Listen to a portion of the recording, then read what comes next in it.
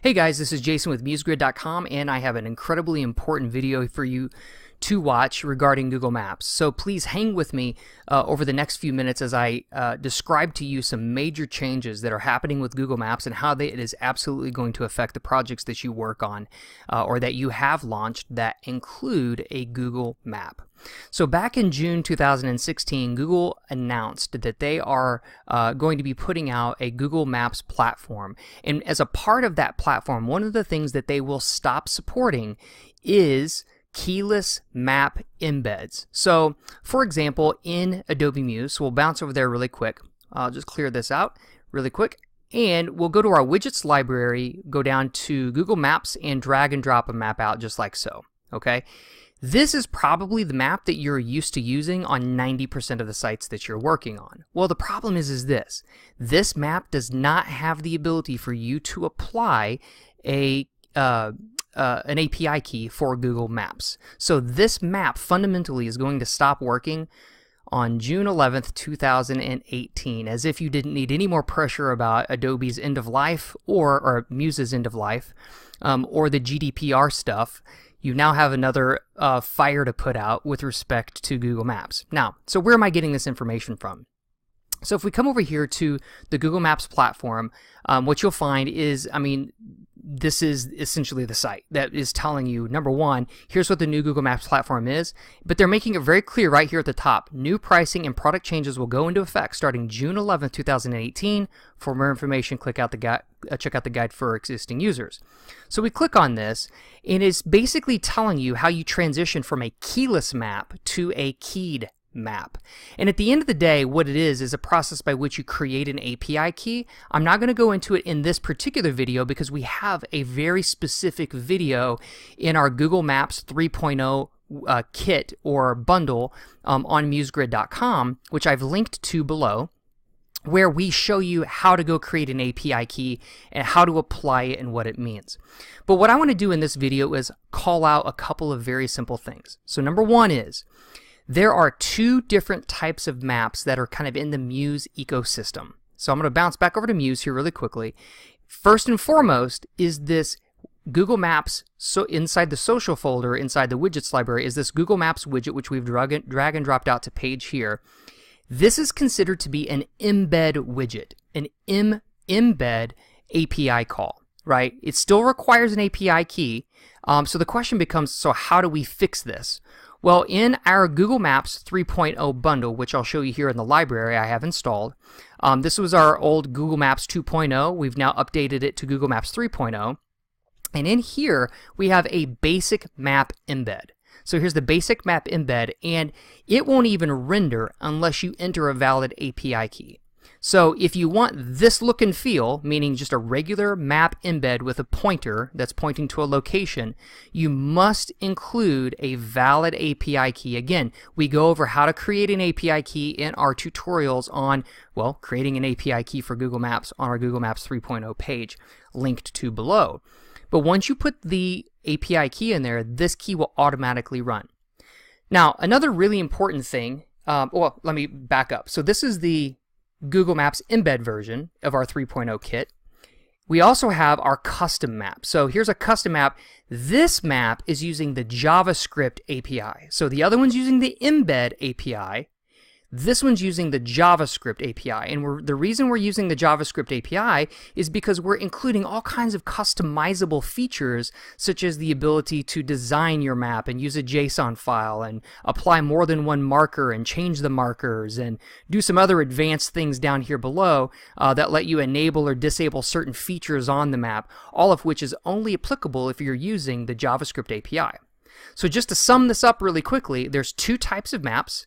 There's the basic map that comes from the widgets library that it needs to be replaced. So you need to stop using the map that is in the widgets library because it does not allow you to add an API key, and instead use our basic map embed, which is literally the same thing, except we include the ability for you to add an API key and it will start running right out of the box. Now, a couple of other really important things to notate is that, let's go back to the Google's platform site, is we want to look at pricing and billing changes.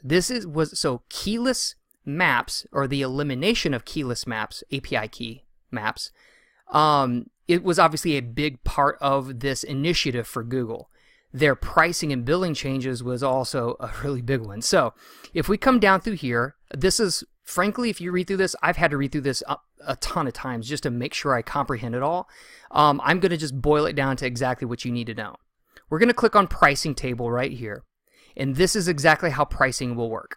Okay? You could look at all these various map types, but I'm just going to call out two of them. The first one is embed. Okay?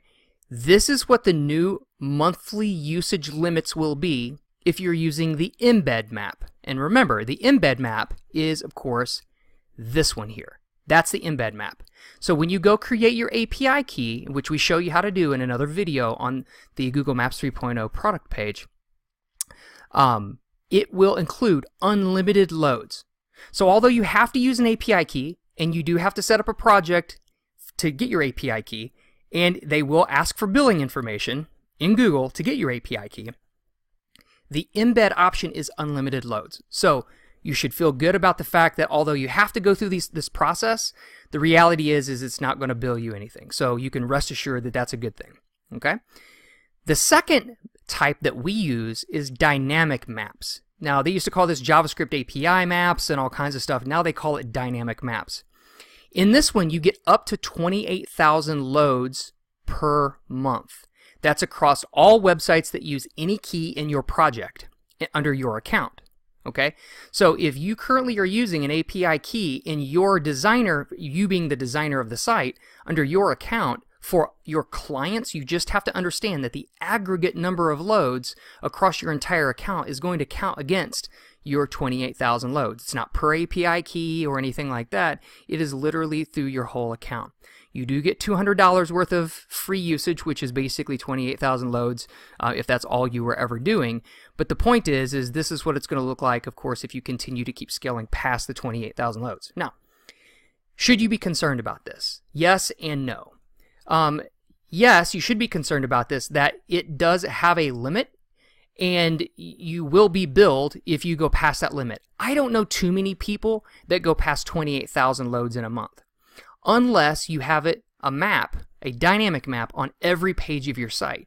So for example, if you have something, say, at the footer of your site, and so it's loading on every single page, yeah, you could very well hit 28,000 loads a month. That's very possible. So number one is I would encourage you to only use dynamic maps on, say, a contact page or something like that, where the number of loads will be relatively limited in the grand scheme of things. The second thing is you can also impose limits. So you can be alerted. So in your console, which we show you how to do in another video, in your console, you can actually put in alerts that will tell you, oh, you're at 20,000 loads, so just be careful here. You have the potential of going over. That's another one. Number three is I would encourage you to have your client create an API key underneath their Google account for this, because if you're going to be billed potentially for this, either A, you factor that into your contract with your client, or you have your client create an API key for you, again, following the instructions in the tutorial that's found on our Google Maps 3.0 page. And then, that's essentially it. So the dynamic maps, of course, is used for this widget, which is the custom map widget, and of course would be installed not here, but would be installed on the enabler, which is here, right? So you can put your API key in there, and of course your language. Okay? I don't want to click on that. So at any rate, so just to recap really quickly, Google Maps will require the use of a keyed map, meaning you have to have an API key for your maps to continue to work. That deadline is June 11th. I'm recording this video on the 1st of June. You have 10 days or 11 days to get this done, okay? So wherever you have a Google map installed using a basic Google map, you would replace that with our basic map embed. Anywhere you're already using our custom map, like from, say, the 2.0 kit or something like that, the good news is you're already using an API. You would just want to make sure that you probably lock it down and restrict it so that it is only used when you're on that site or what have you. And again, we go over all those instructions in our API key video. So guys, the intention of this video is to tell you this is a real thing. You need to go swap out these maps. And probably the last question you're going to have is does this cost me anything? Yes, obviously these are our widgets, but what we've done is let me just get there really quick. So we'll go to musegrid.com LP/Google Maps Index. What we've done is we've taken Google Maps out of our membership. Now, if you already are a member of MuseGrid, you can just download this for free. Okay, so you just log in, you'll see a download button here, and you'll be able to download this automatically. Okay, but for those of you who are not MuseGrid members and don't really want to become a full-on member because Muse is dying off and it's an end of life or what have you, we've made it available just for a $29 purchase. You can use it on unlimited sites, and we've made this just really palatable and easy for everybody to grab this and then go take and fix all of those areas inside your current site. So guys, we've tried to do everything we possibly can to solve this problem for you and to make it really easy for you to come in and get the information that you need, and then also be able to go swap it out, but also make it so that anybody can take advantage of this really quickly just to go solve this problem. And as always, if you have any questions at all about our offer here, as well as any questions about the Google Maps issues, feel free to just reach out to us on live chat, or of course you can send us an email through our contact form on musegrid.com. Guys, have a great day, and again, if you have any questions, let us know.